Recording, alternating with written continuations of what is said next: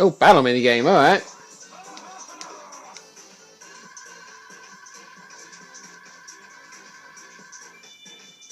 Ah, that's not an expensive one, okay.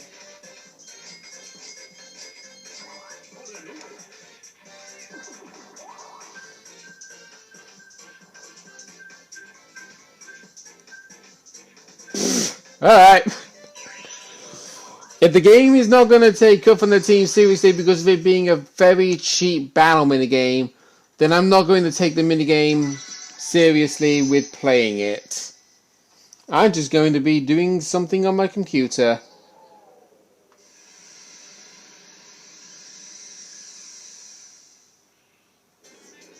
And it's Birdo first.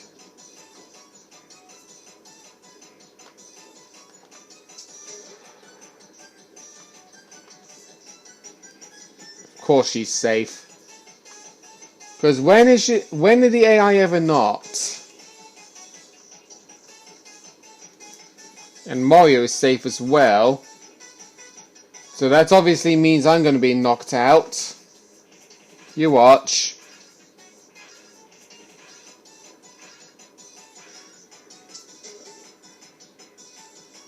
No, I'm safe.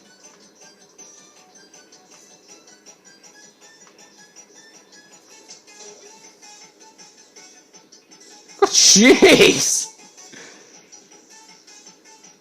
Everyone's still in it. Oh my word! Are they all close together or something? Oh my word, okay. Alright. This is interesting now. I have a 25 chance, and I think it's these three. So I'm going for this one. Why am I not surprised? Literally, why am I not surprised?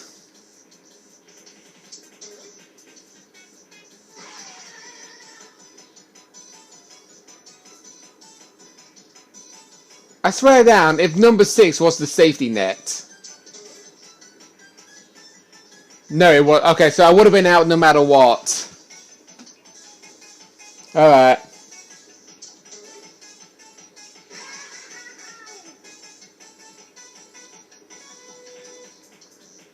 Because I was like thinking, if I decided to jump in to play the minigame to save my skin,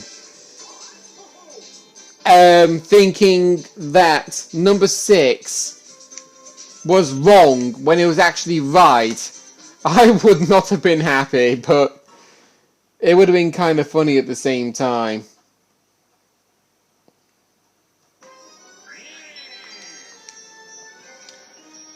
Right then, okay, the only person I can get is Hammerbro, and he's 1, 2, 3, 4,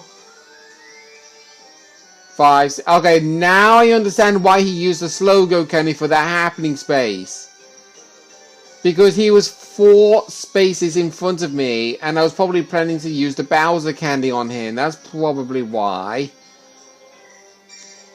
Okay. Well, doing this will actually get me a 3-star lead very early in the board, but it doesn't definitely mean that I got an automatic victory, because we are only on turn 6.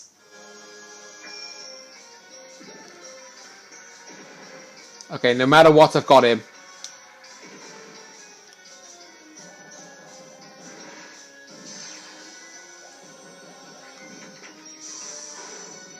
And I'm inside the split path. Doesn't necessarily mean that I'm safe, because I know Nintendo well. I don't want to keep going on about it, but it is honestly true for many of us players. We play Pokemon, we use a move that has a chance of something happening, and we never get it, but the AI always does. We want a critical hit, we never get it, but the AI always does. Mario Kart, sorry.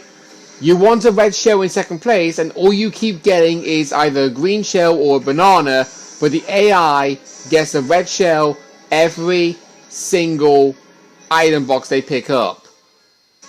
And on Mario Party, you want a particular number to roll and you never ever get it, but the AI, they get it almost all the time. Because that's actually kind of a serious question that I actually do want to ask. Do you lot feel the exact same rage that I do when Nintendo decides I'm going to be spineless and do something like that? You see what I mean? You see exactly what I mean. I knew that was going to happen. I knew the game was immediately going to force Hammerrow to take the same path as me and be exactly one space behind me with a bullet candy. The only way I can get out of that is by landing on a happening space. And there is a happening space, I think 2 spaces in front of me. And I have no candy to guarantee my safety. And everybody has a blue candy. But yeah, back to what I was saying. Do you lot all feel the same rage that I do when something doesn't go your way because Nintendo is telling the game to do everything against you? Because it is something that's talked about normally with, well, everybody. It's like, say, you're just running around on a 2D platforming game and then all of a sudden your character falls through the platform and goes into a bottomless pit and dies. As in, like, the game kills your character by glitching.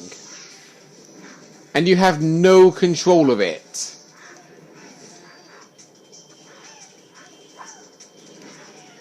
Okay, Hammerbow's gone. Mario had no choice but to jump on the Polar Boo there. But yeah, I do feel like it's something that happens to basically everybody. I mean, Proton John is definitely one of them. He witnesses glitches in games all the time. I mean, fair enough, yes, if he's playing a game that was created in the 1990s, then that's obviously understandable because... oh, hang on. I forgot I had a program set on reminder. We'll just ignore that for the time being. Yes, I'll buy a candy because I haven't even bought one yet. We'll get another Bowser candy.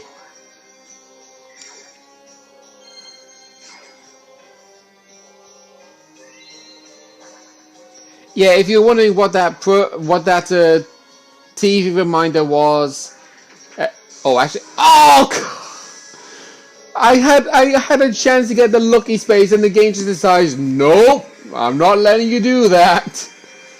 But I'm okay taking another happening space. I'm okay with that, and I'm also right behind everybody, so that actually works really well. Right, Mario's using the Bowser candy, and you watch, the game is going to force him to the left and steal 2 stars. You watch.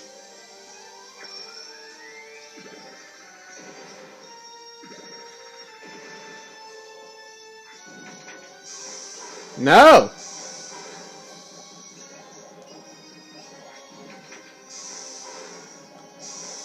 Oh, if I didn't land on that happening space, he would have actually just stolen 2 stars from me.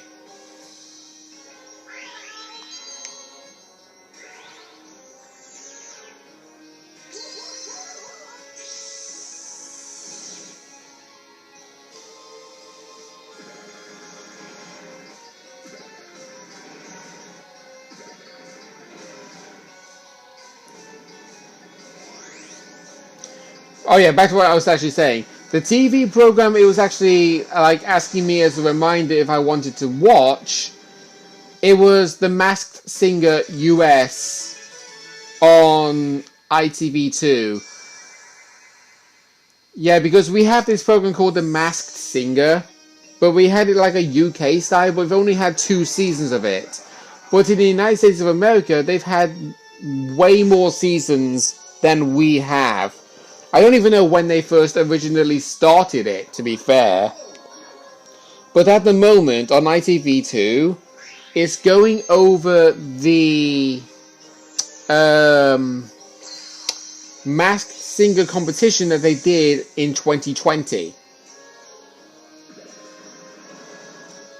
And the episode is actually showing... oh my god, 999.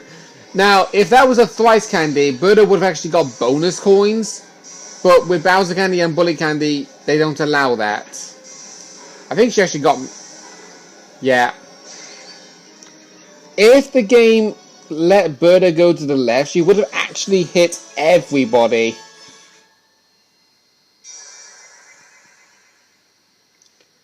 But, yeah, the episode that's actually on ITV2 tonight is the finale, to determine who is going to be the winner between Mushroom, Crocodile, and the Sun. And I definitely know all you Americans have probably already seen this show because, well, it's the 2020 season and we're in 2021. So, I wouldn't really know who wins it. But we do have a channel called ITV2+1, which basically plays the program again 1 hour after it originally started on ITV2. Ah, fudge.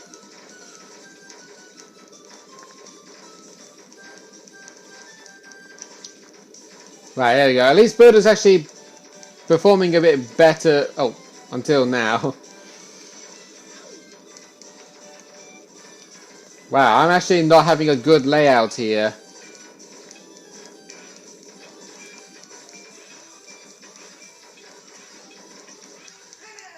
Yeah, I kept having Goombas stepping in the way that was already our team color, so there was nothing I could have done.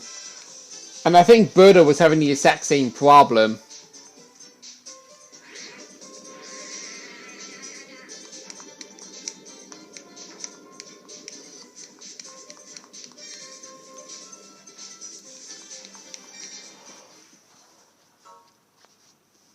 It happens to many. It honestly does.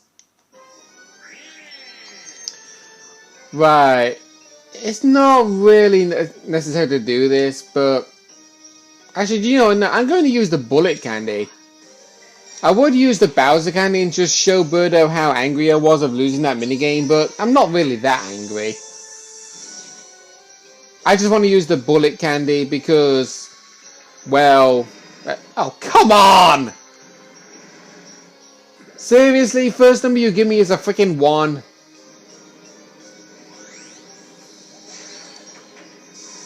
And you make me take the really far spread out path.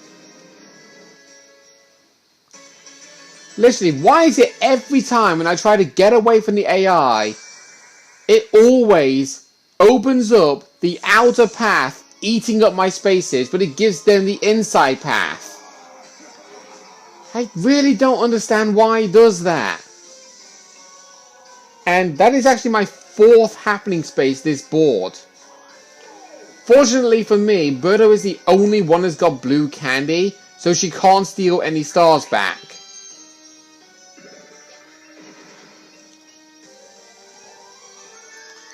Only problem is if Hammer Bro rolls a 1 and reverses the direction again. Because if he does, I am going to freaking abuse him in the old minigames. That involves jumping on him, kicking him, punching him, all sorts. At least there's a 1 in there, but it was a 10.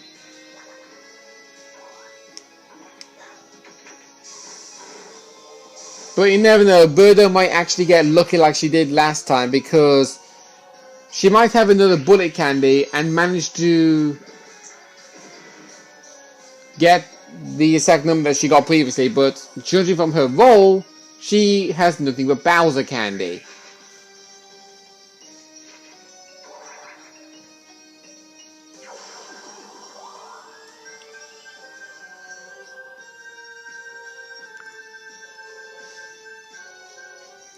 Oh, great. The most boring minigame in the entire 4-player universe.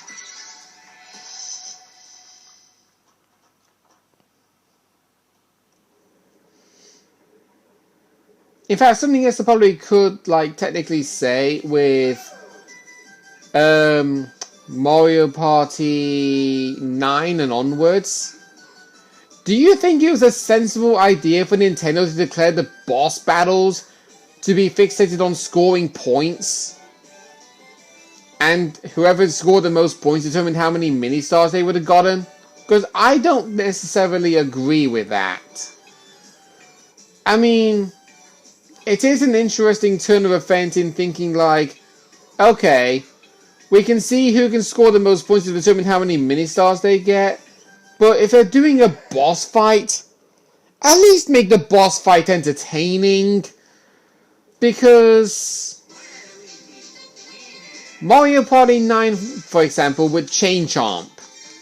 How do you fight Chain Chomp? By riding a minecart into a cannon and shooting him in the face, and he just sits there and takes it. The only time he ever attacks is if somebody took a minecart that allows them to ride the cart directly into Chain Chomp's mouth, and they only lose 2 points. You would personally think it would have been something like, I don't know, a survival state where you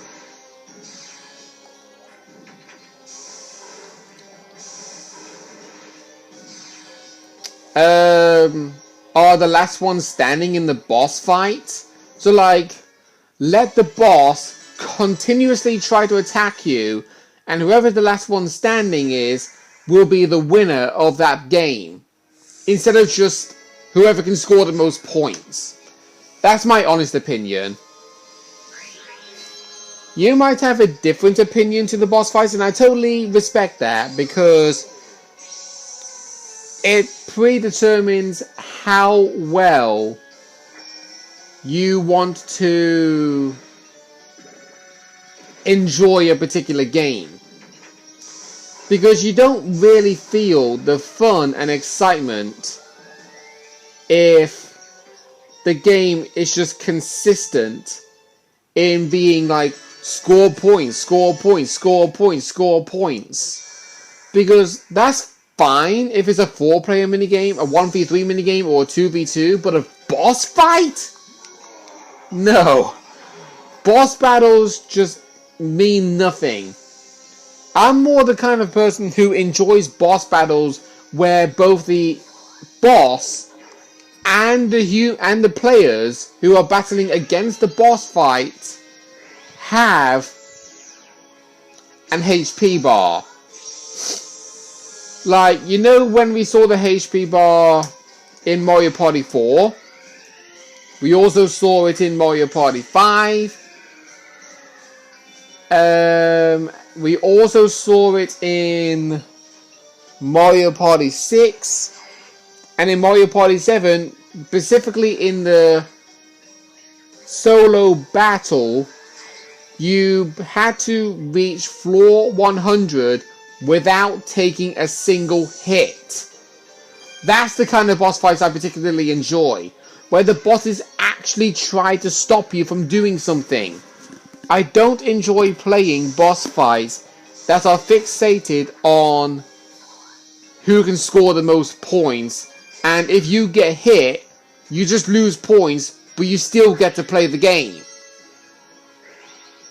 It's not particularly something that I'm a fan of.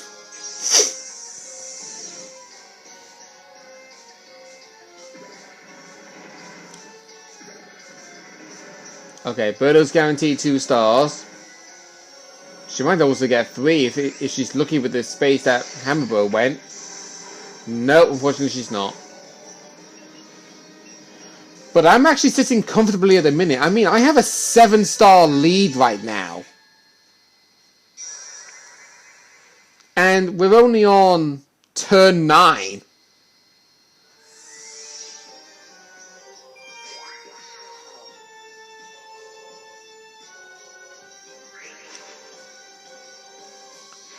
One v 3 and I'm the 1.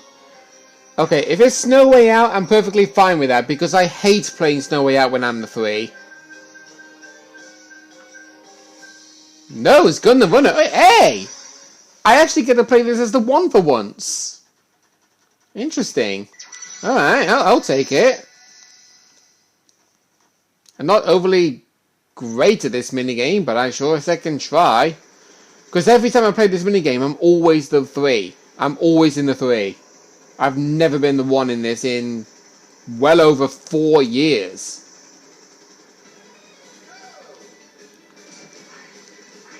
There we go. You're never gonna catch me. There, I'll take a free hit. Ride the elevator of victory. Oh god. Oh damn. Damn. Aha!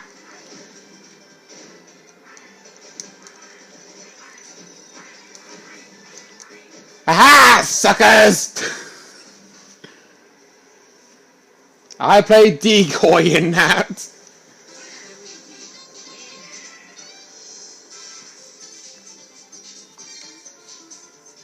Get me off that number 69. I actually do not know why there are so many YouTubers who love 69. I really don't.